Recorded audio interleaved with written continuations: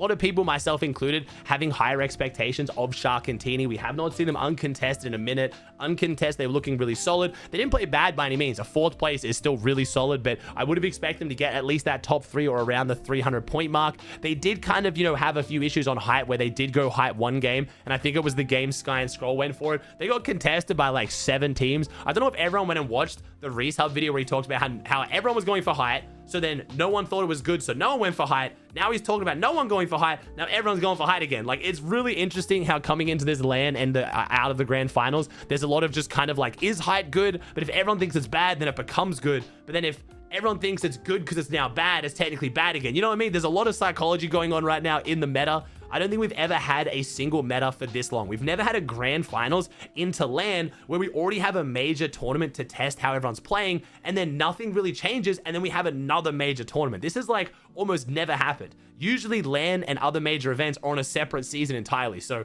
this is going to be really cool to see how it plays out, and some teams are definitely adapting. Eyedrop and Marius showing some great signs of life just outside of LAN. 5th place on 262. We had Akira Karama, the winners for last week, finishing in 7th overall. Moneymaker and Fanayan, who were actually in 1st for a little bit, in 9th place overall. We had Chap and Flixie in 13th, so unfortunately not as consistent as I would like. They did really well last week. Queasy and Feroxy, by the way, Queasy in his first finals in a minute, got a 6 elim win off high ground, a 17th from Queasy and Feroxy, and Queasy's announced he's pulling a Veno. He's heading to NA. Queasy has announced after the Summit LAN, he is coming to NA. He's going to be competing in the Esports World Cup, the Div Cups, and the next FNCS on NA Central. So super excited to see what that does, how Queasy goes, and whether that shakes up a bit of a snaking, which after the Summit, there's going to be a snaking anyway.